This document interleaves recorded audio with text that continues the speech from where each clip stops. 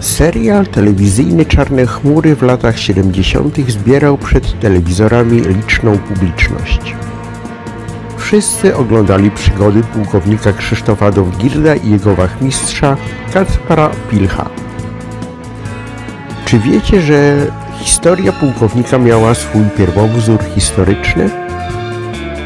Niestety, prawdziwa historia nie skończyła się szczęśliwie dla bohatera dzisiejszego filmu.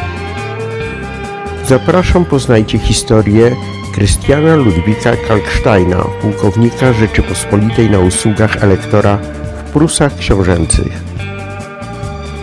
Po sekularyzacji państwa zakonnego powstały Prusy Książęce. Albrecht Hohenzollern złożył w 1525 roku hołd królowi polskiemu Zygmuntowi. Prusy Książęce stały się lennem Polski. W 1640 roku elektorem Prus Książęcych i Brandenburgii został Fryderyk Wilhelm z dynastii Hohenzollernów. Jako polityk próbuje on uniezależnić od Rzeczypospolitej Prusy Książęce. W dążeniu do władzy absolutnej podjął próbę likwidacji praw stanowych we wszystkich krajach pozostających pod władaniem Hohenzollernów. Spacyfikował brutalnie opozycję pruską, wprowadził liczne nowe podatki, dochody przeznaczając na zorganizowanie sprawnej armii. Wróćmy do naszego pułkownika Dowgirda. Pierwowzorem tej postaci, jak wspominałem wcześniej, był Krystian Ludwik Kalkstein. Kalkstein urodził się około 1630 roku. Jego ojciec, generał Albert Kalkstein, posiadał wielkie majątki ziemskie w okolicach Pasłęka, Prabut oraz dobra rodowe leżące koło Milchhausen, w połowie drogi między Królewcem i Pruską Iławą. Ojciec był zwolennikiem łączności Prus z Rzeczypospolitą i w tym duchu prowadził działalność opozycyjną na sejmach pruskich. Krystian Kalkstein przez pewien czas przebywał w służbie u króla Francji Ludwika XIV, ucząc się sztuki wojennej. Potem przyjechał do Polski, poznał przyjaciół, nauczył się języka polskiego i prędko dosłużył się stopnia podpułkownika. W 1655 roku porzucił służbę w wojsku polskim, przechodząc na żołd elektora brandenburskiego.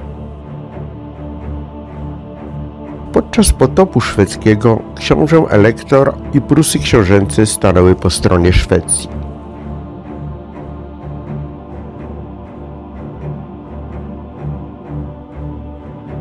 W 1657 roku za panowania Jana Kazimierza na podstawie traktatów w Welawie i Bydgoszczy Prusy uzyskały niezależność od Rzeczypospolitej.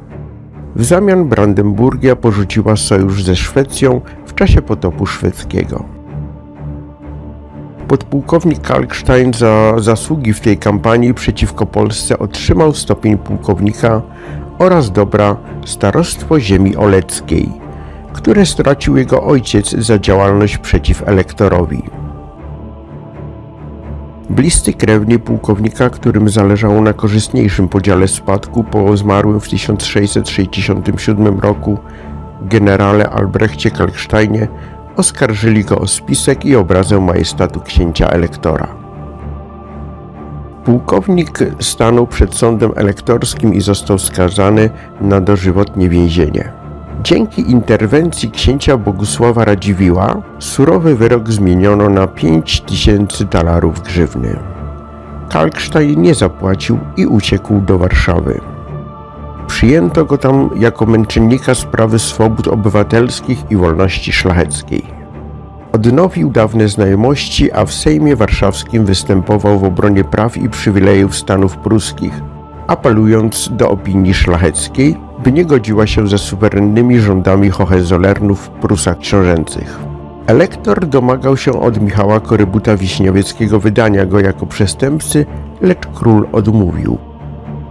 Fryderyk Wilhelm, doskonale poinformowany o działalności Kalksteina, zaczął się obawiać, że jego namowy skłonią Sejm do wypowiedzenia Brandenburgii wojny. Jedynym wyjściem było usunięcie niewygodnego agitatora. Ludzie elektora przy pomocy rezydenta Hohenzollerna w Warszawie Eusebiusza Brandta porwali Kalksteina, co pamiętamy z serialu. 20 listopada 1670 roku Kalksteina pojmano w karczmie w warszawskim Lesznie, którą prowadził elektorski agent Andrew Thompson. Sam Jan Sobieski, wówczas hetman wielki koronny, zanotował: przysłał kurfis kilkanaście rajtarów i wzięli go w nocy z Warszawy, włożyli w skarbny wóz i pojechali tak, że ich żaden nie gonił. Kalkstein przywieziony został do Kłajpedy i uwięziony w lochach miejscowego zamku. Przykuty tam został w kajdanach do specjalnego pnia kaźni. Kalkstein był przesłuchiwany i torturowany według instrukcji opracowanej przez elektora. W czasie przesłuchań i tortur nie wydał członków opozycji antyelektorskiej. Christian Ludwig Kalkstein został ścięty 8 listopada 1672 roku. Rzeczpospolita nie zdobyła się nawet na protest. Ciało oficera niegodzącego się z elektorskim absolutyzmem, wbrew prośbom rodziny, spoczęło w podziemiach kościoła w Memlu. Tak skończyła się prawdziwa historia bohatera Czarnych Chmur.